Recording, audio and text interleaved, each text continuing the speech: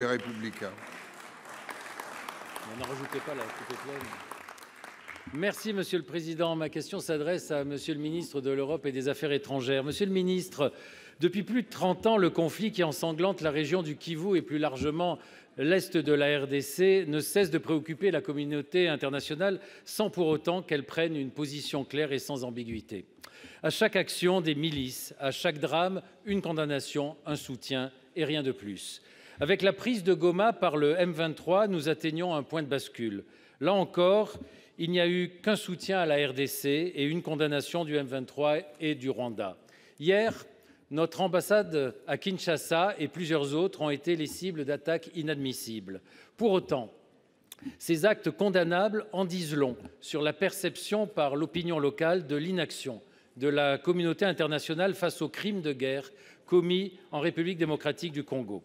Alors, n'est-il pas temps, Monsieur le ministre, d'aller au cœur et au fond du problème, c'est-à-dire de prendre enfin des sanctions ciblées contre le M23 et surtout contre les deux pays qui le soutiennent et l'arment depuis bien trop longtemps, à savoir l'Ouganda et le Rwanda?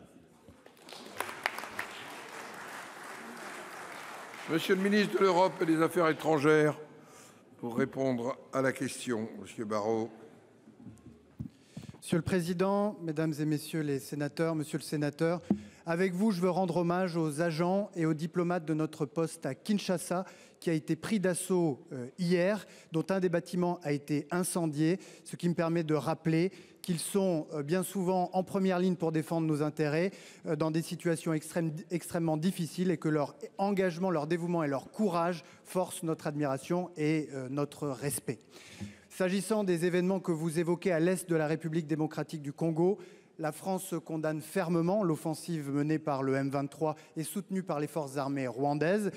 Elle porte atteinte à l'intégrité territoriale et à la souveraineté congolaise. Elle aggrave une crise humanitaire qui est d'ores et déjà la deuxième la plus grave sur toute la planète, en ayant provoqué depuis le début de l'année plus de 400 000 déplacements de population, après les 2 millions de personnes déplacées l'année dernière, et en mettant à rude épreuve les forces onusiennes, la MONUSCO qui sur place protège les populations civiles et dont 3 casques bleus ont d'ores et déjà payé de leur vie leur engagement au service de leur protection. Dans ce contexte, la France se mobilise. Le président de la République, ces derniers jours, s'est entretenu avec les 2 chefs d'État ainsi qu'un certain nombre d'autres dans la région pour créer les conditions du rétablissement du dialogue.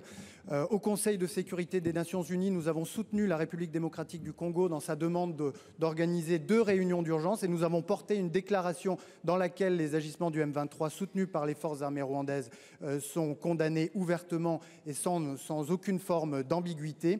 Et avant-hier à Bruxelles, c'est sous notre impulsion que la haute représentante de l'Union européenne a à son tour condamné cette offensive et appelé à un cessez-le-feu immédiat.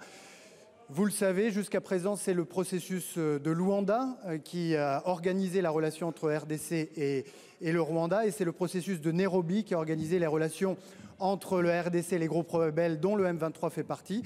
Ce sont des médiations qui auraient dû porter des fruits et qu'il faut continuer de soutenir. Mais en tout état de cause, c'est par le dialogue et par la diplomatie que une solution sera trouvée à l'escalade à l'est de RDC et à plus long terme, c'est en s'attaquant aux causes profondes du conflit, qui sont des causes de nature économique, de nature minière, que la région pourra retrouver la paix, la stabilité et la prospérité.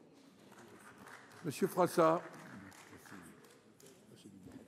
Monsieur le ministre, on condamne, mais il manque l'essentiel. C'est-à-dire que, rien que pour vous rappeler, l'Union européenne finance à hauteur de 20 millions l'armée rwandaise pour intervenir au Mozambique,